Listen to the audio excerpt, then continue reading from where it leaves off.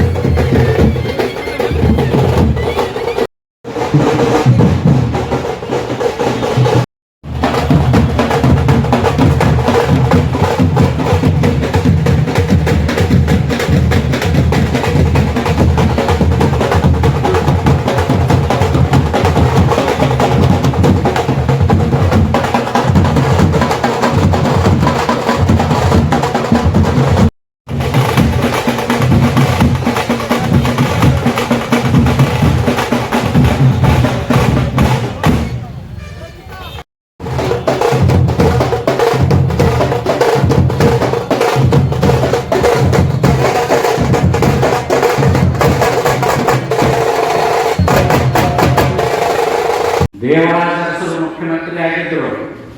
ಶ್ರೀಮತಿ ಇಂದಿರಾ ಗಾಂಧಿ ಅವರು ಸೋತು ಸುಣ್ಣಾಗಿ ಮನೆಯಲ್ಲಿ ಕೂತಿದ್ದರು. ಚಿಕ್ಕಮಗಳೂರಿಗೆ ಕರ್ಕೊಂಡು ಬಂದು ಲೋಕಸಭೆ ಚುನಾವಣೆಯಲ್ಲಿ ಗೆಲ್ಲಿಸಿ ರಾಜಕೀಯ ಪುನರ್ಜನ್ಮವನ್ನು ನೀಡಿದಂತಹ ದೇವರಾಜರಿಗೆ ಅವಮಾನ ಮಾಡಿ ಕಾಂಗ್ರೆಸ್ನಿಂದ ಹೊರಗಾಕಿದರು. ಹಿಂದುಳಿದ ವರ್ಗದ ನಾಯಕ ದೇವರಾಜ ನಾವು ಅರ್ಥ ಮಾಡಬೇಕು. ಅಷ್ಟೇ ಅಲ್ಲ, ವೀರೇಂದ್ರ ಪಾಟೀಲ್ರಂತ ಒಬ್ಬ ಶ್ರೇಷ್ಠ ಮುಖ್ಯಮಂತ್ರಿಗೆ ಅವರು ಅನಾರೋಗ್ಯ ಕಾರಣದಿಂದ ಆಸ್ಪತ್ರೆ ಸೇರಿದಾಗ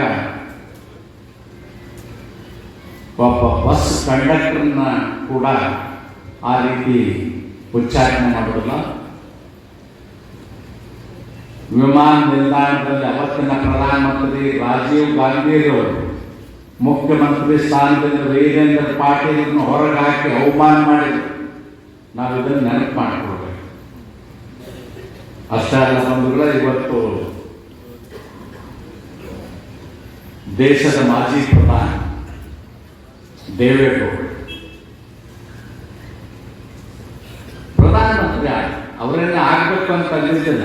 ಯಾವುದೋ ಪಕ್ಷಕ್ಕೆ ಬಹುಮತ ಬರದೇ ಇದ್ದಾಗ ಕಾಂಗ್ರೆಸ್ನವರು ಅವರಿಗೆ ಗನ್ ಹತ್ತಿ ಕರ್ಕೊಂಡು ಹೋಗಿ ಪ್ರಧಾನಮಂತ್ರಿ ಮಾಡಿದರು. 10-11 ತಿಂಗಳಲ್ಲಿ ಅವ್ರನ್ನ ಪ್ರಧಾನಮಂತ್ರಿ ಹುದ್ದೆಯಿಂದ ಕೆಳಗಿಳಿಸಿ ಅಪರೂಪ ದೇಶದ ಸ್ವಾತಂತ್ರ್ಯ ಬಂದ ನಂತರ ಒಬ್ಬ ಕನ್ನಡಿಗ ಪ್ರಧಾನಮಂತ್ರಿ ಆಗಿದ್ದರು. ಅವ್ರನ್ನ ಪ್ರಧಾನಮಂತ್ರಿ ಹುದ್ದೆಯಿಂದ ಕಿತ್ತಾಕಿದರು ಕಾಂಗ್ರೆಸ್ನವರು. ಅದಕ್ಕೆ ಉತ್ತರ ಹೇಳಬೇಕಲ್ಲ ಕಾಂಗ್ರೆಸ್ನವರು, ಯಾಕೆ ದೇವೇಗೌಡರನ್ನ ಪ್ರಧಾನಮಂತ್ರಿ ಹುದ್ದೆಯಿಂದ ಕೆಳಗಿಳಿಸಿದ್ದಾರೆ ಅಂದರೆ, ನೆಹರು ಮನೆತನದವರು, ಗಾಂಧಿ ಮನೆತನ ಅಂದರೆ ಮಹಾತ್ಮ ಗಾಂಧಿ ಅಲ್ಲ, ಇಂದಿರಾ ಗಾಂಧಿ ಮನೆತನದವರು ಹೊರತುಪಡಿಸಿ ಯಾರೂ ಈ ದೇಶದ ಪ್ರಧಾನಮಂತ್ರಿ ಆಗಬಾರದು. ಇದು ಕಾಂಗ್ರೆಸ್ಸಿನ ನೀತಿ. ಇದನ್ನು ನಾವು ಅರ್ಥ ಮಾಡ್ತೀವಿ. ಡಾಕ್ಟರ್ ಬಾಬಾ ಸಾಹೇಬ್ ಅಂಬೇಡ್ಕರ್ಗೆ ಸಮಾಧಿ ಮಾಡಲಿಕ್ಕೆ 6 ಅಡಿ 3 ಅಡಿ ಜಾಗ ಕೊಡದೇ ಇರೋದು ಕಾರಣ ಏನು ಗೊತ್ತಾ ನಿಮ್ಗೆ ಯಾರಿಗಾದ್ರು? ಒಂದೇ ಕಾರಣ, ಮಹಾತ್ಮ ಗಾಂಧೀಜಿಯವರ ಸಮಾಧಿ ಅನ್ಯದ ದೆಹಲಿಯಲ್ಲಿ. ಅಂಥ ಜಾಗದಲ್ಲಿ ಬಾಬಾ ಸಾಹೇಬ್ ಅಂಬೇಡ್ಕರ್ ಸಮಾಧಿ ಆದ್ರೆ ಜಗತ್ತಿನ ಎಲ್ಲ ದೇಶದಿಂದ ಬರ್ತಕ್ಕಂಥವ್ರು ಯಾವ ರೀತಿ ಗಾಂಧೀಜಿಯವರು ಸಮಾಧಿಗೆ ಹೋಗಿ ನಮನಗಳನ್ನು ಸಲ್ಲಿಸ್ತಾರ, ಆ ರೀತಿ ಡಾಕ್ಟರ್ ಬಾಬಾ ಸಾಹೇಬ್ ಅಂಬೇಡ್ಕರ್ಗೂ ಗೌರವ ಸಲ್ಲಿಸ್ತಾರ ಅನ್ನೋ ಕೆಟ್ಟ ಉದ್ದೇಶದಿಂದ, ದುರುದ್ದೇಶದಿಂದ ಡಾಕ್ಟರ್ ಬಾಬಾ ಸಾಹೇಬ್ ಅಂಬೇಡ್ಕರ್ಗೆ ಅವರು ನಿಧನದ ನಂತರ ಗೌರವ ಸಿಗಬಾರ್ದು ಅನ್ನೋ ದೃಷ್ಟಿಯಿಂದ ಬೇರೆ ಜಾಗ ಕೊಟ್ಟಿಲ್ಲ ಅಂತ ನನ್ನ ಅಭಿಪ್ರಾಯ. ಇದು ರೆಕಾರ್ಡ್ ಐತೆ ಅಂತ ಕೇಳಿದ್ರೆ ಹೇಳಲಿಕ್ಕೆ ಸಾಧ್ಯ ಇಲ್ಲ. ಮನಸ್ಥಿತಿ, ಇಂಥ ಕೆಟ್ಟ ಮನಸ್ಥಿತಿ ಕಾಂಗ್ರೆಸ್ ನಾಯಕರಲ್ಲಿ. ಅದಕ್ಕೆ ಬಂಧುಗಳೇ, ನಾನು ಹೆಚ್ಚು ಸಮಯ ತಗೊಳ್ಬೋದು ಇಷ್ಟೇ ಹೇಳಲಿಕ್ಕೆ ಬಯಸ್ತೇನೆ. ಡಾಕ್ಟರ್ ಬಾಬಾ ಸಾಹೇಬ್ ಅಂಬೇಡ್ಕರ್ ಇನ್ನಷ್ಟು ಶಕ್ತಿ ಕೊಡ್ಲಿಕ್ಕಾಗಿ ಮಾಡಿರ್ತಕ್ಕಂಥ ಇದನ್ನು ಕೂಡ ಅವರು ಹೇಳಿದರು. ಈ ದೇಶ ಒಗ್ಗಟ್ಟಿನಿಂದ ಇರಲಿಲ್ಲ. 1947ರ ಹಿಂದೆ 558 ಪ್ರಾಂತ್ಯಗಳಿದ್ದವು. ಎಲ್ಲಕ್ಕೂ ಒಬ್ಬೊಬ್ಬರು ರಾಜರಿದ್ದರು. ಒಂದು ಸರ್ಕಾರ ಇರಲಿಲ್ಲ. ಎಲ್ಲ ರಾಜಮಂತ್ರಿಗಳು ಆಗ್ತಾ ಇದ್ರು. ಸ್ವತಂತ್ರ ವೈಜ್ಞಾನಿಕರು. ಈ ಚರ್ಚೆಯಲ್ಲಿ ಇರ್ತಕ್ಕಂಥ ವಿಚಾರ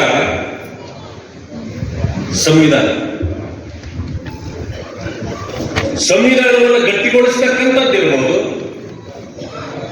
ಅಥವಾ ಸಂವಿಧಾನ